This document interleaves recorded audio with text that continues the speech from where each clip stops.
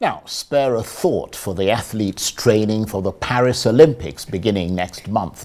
Athletes and climate scientists are warning that intense heat at the Olympic Games in Paris next month could pose a risk to the competitors, which could mean exhaustion, collapse, and worst-case scenario, even death. In a new report entitled Rings of Fire from the University of Portsmouth in the UK, experts point out that average summer temperatures in the French capital have risen by about 3 Celsius in the century since it last hosted the Olympics. Meteorologists say summer temperatures above 30 degrees in Paris are becoming increasingly frequent. Well, for more on this, I'm joined now in the studio by our sports anchor and correspondent, Iyomon. Thank you very much indeed for joining us. Thank you, Charles. You're not going to Paris, are you? You may well be, because I've seen you in a lot of places. But tell us more about what's contained in this report. Well, it's rightfully said heat waves will affect athletes.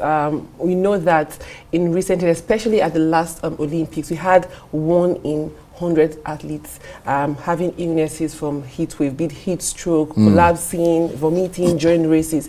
And heat, especially with marathon races or even triathlon races, you know that when you run for a longer distance, when the heat hits you hard, it's like you're either gasping for breath or you are dehydrated and all of that. So it's really going to affect athletes. But organizers are saying that they could bring in mobile cooling units to ensure that it is reduced for athletes. Right. Some for fans and all, it could be on rent.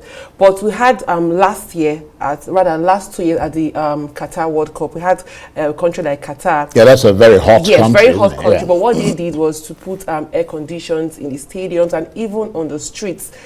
It helped to some extent, but footballers were also complaining about the effect of the ACs in the stadium. So I think for countries like maybe West African countries or even countries in South America, it could be convenient for them because we are already you may give them an advantage. Yes, yeah. We're already quite accustomed to extreme heat. Right. But for instance, at the last AFCON in January in Cote d'Ivoire, it was really hot, and I spoke to a series of players who complained about the playing conditions, playing under the heat. So I am very, very sure that athletes, especially the ones who are not in areas affected by heat, we're very uncomfortable. Yes, and I mean, you know more about these things than I do, but I imagine that for the more demanding sports, such as the triathlon, I mean, for the athletes competing in very hot and sticky sort of conditions, it must not only be very concerning, but quite grueling for them. Usually the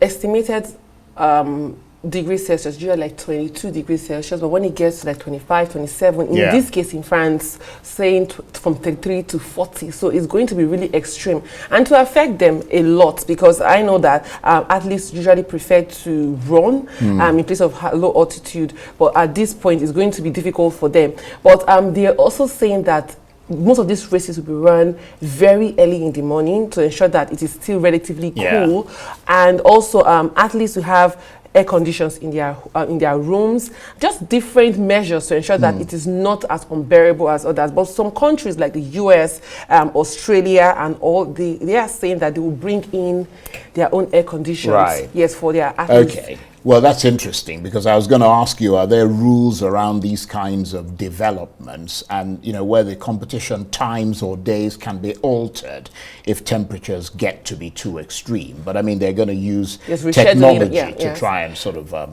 and they can also reschedule races for this one. At other times, depending on the countries, you could run in the afternoon, especially when it's not so hot. Maybe Summer Olympics, or rather Winter Olympics, you could run in the afternoons or late evenings. But for this particular one, it is a lot more advisable to do it very early, at about 6 a.m., 7 a.m. Yeah. I know that in 1996 Olympics, we had 27 degree Celsius. That's what it was, but athletes were still able to thrive.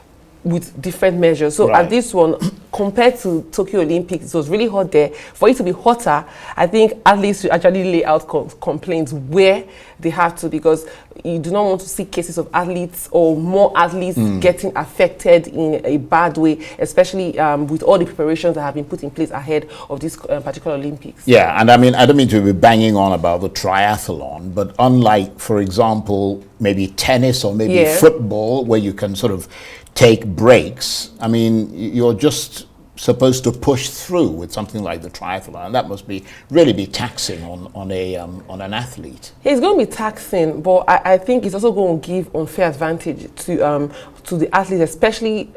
Probably the East Africans are already known for long distance races, and they travel around Africa.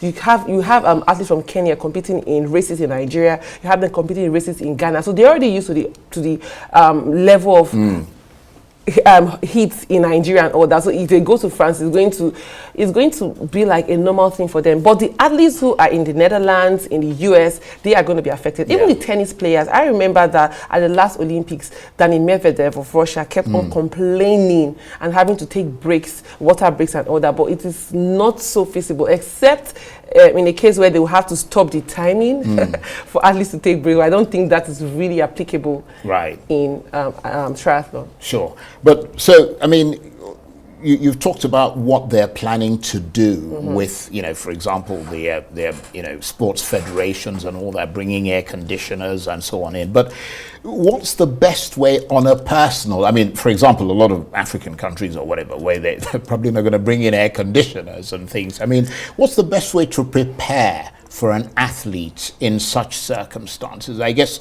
you've got to improve your hydration strategies so you don't get dehydrated, which of course can be fatal if you do.